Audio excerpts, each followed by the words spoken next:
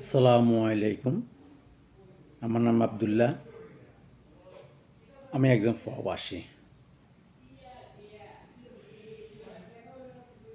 আমার কথাগুলা আসিফ নজরুল স্যারের উদ্দেশ্য করে আমি কথাগুলো বলতেছি। দেখেন স্যার, আসলে আপনার বিরুদ্ধে কথা বলার ওটুক আমার বিবেকে বাধা দেয়। কেন? আপনার সম্মান অনেক উপরে। আপনি একজন শিক্ষিত লোক, এখন আইন বিভাগের লোক, বর্তমানে সচিবালয়ে চাকরি করেন, সরকার একটা প্রধান উপদেষ্টা। আপনার একটা সম্মান আছে। আমরা প্রবাসী স্যার, আমরা আসলে বাপের দিন না জমি বিক্রি করি আমরা বিদেশে আসি, ব্যাংক থেকে লোন করে আমরা বিদেশে আসি। স্যার স্যার আপনারা আঙুরে ফ্রি টাকা দেন না কেন? স্যার এই যে আপনি আজ যে 10 দিনের মধ্যে, এই মাসে 10 দিনের মধ্যে ব্যাঙ্কগুলোতে টাকা চায় নাই। আমরা একটা কথা আছে আমাদের ফেনী ডিস্ট্রিক্টে, নহলে একটা রাস্তা ফতের উপর ফায়খানা করে দিই, মা বাপের গালি শোনায়। ফতে ফায়খানা করে দিলে, রাস্তার উপর ফায়খানা করে মা বাপের গালি শোনায়। তো এই কামটা স্যার আপনি করছেন। আপনি যে কথা বলছেন মোবাইল নিলে 2 মাস পর ওটারে করতে হবে, এখন নিবন্ধন করতে হবে। এখন প্রবাসীরা যে সবাই যে গালাগালি শুরু করছে, আপনাদের জুতা দিয়ে ফিরতেছে, আপনি কি মান সম্মান বাড়িতেছে স্যার? কেন আপনারা প্রবাসী নিয়ে আপনারা এগুলা করেন? কোনটা করছেন বলেন না? সবাই তো বড় প্রবাসীরা নিয়ে করবে, কোনোটু দেখতে পাচ্ছি না করতে। কেন বলেন? কেন?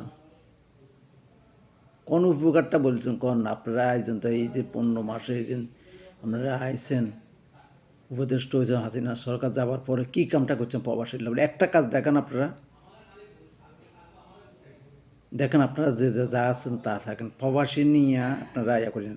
এই যে এয়ারপোর্টে কীভাবে ব্যাগগুলো হাসিনা সরকার আমারও তো ইচ্ছা কাটে নাই, এখন আপনাদের সময় যেভাবে কাটতেছে, আওয়ামী লীগ সরকারের আমাদের তো এইভাবে কাটেন, আপনারা এভাবে যেভাবে কাটতেছে ব্যাগগুলা, কী করতেছেন আপনারা? মোবাইল কিনতে দিত না, ট্যাক্স দিতে হইব, আর ট্যাক্স তো আমরা এখান থেকে নিয়ে দিচ্ছি, আর আপনার বাবার পকেটের টাকা দিতে আমরা আইনি। আমি মনে করি আপনার যদি শরম যদি থাকে, আপনার ভিডিওগুলো যদি দেখেন, আপনার পদত্যাগ করা উচিত। আপনি আসলে এখানে থাকার উচিত না, একটা গুরুত্বপূর্ণ জায়গার মধ্যে আপনি থাকার দরকার নাই। 2 মাসের বেশি দেশে থাকতে তো না, চলে যাইতে হইব, তারপর 2 মাসের বেশি আবার নিবন্ধন করতে হবে। একটা বেশি দুগা নিতে পারবে না, 3টা নিলে ট্যাক্স দিতে হবে। দিন 10 দিনের দিন এই মাসের মধ্যে টাকা ব্যাংকে ঢুকে না, কত লাখ টাকা ঢুকছে সানছেন আগের হিসাবে, এখন সেই হিসাব চান স্যার?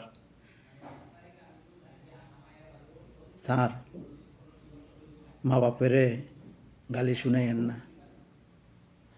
প্রবাসী প্রবাসী পিছনে লাগিয়েন না।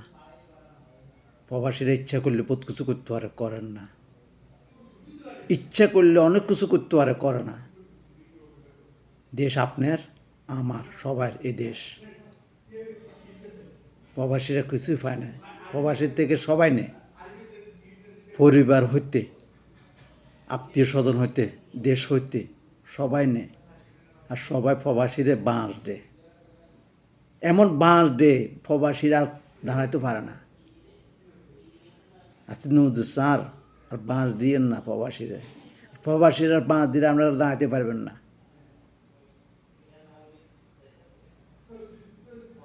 প্রবাসীরা খেতাইয়েন না, প্রবাসী গরম করিয়েন না, প্রবাসীরা বাঁশ দিলে আপনারা দাঁড়াতে পারবেন না, কিছু করতে পারবেন না। প্রবাসীরে কারো ক্ষমতা না প্রবাসীর উপর হাত দিবার মতন।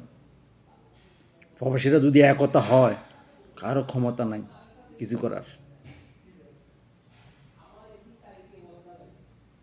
আপনারা দেখছেন হাসিনা আমলের সময় 24 সালে কী হয়েছে। ওটার ট্যাক্স ব্যাংকের ট্যাপ বন্ধ করে দিছে। প্রবাসীর সাথে সুন্দর ব্যবহার করা আমি মনে করি ভালো হবে। যে কোনো সরকার আসক, প্রবাসীর সুযোগ সুবিধা কিছু নেই, প্রবাসীর সুযোগ সুবিধা দিবার দরকার। প্রবাসীর কিছু নেই, প্রবাসীর কথা বলে কোনো কাজ করেন না প্রবাসী নিয়ে।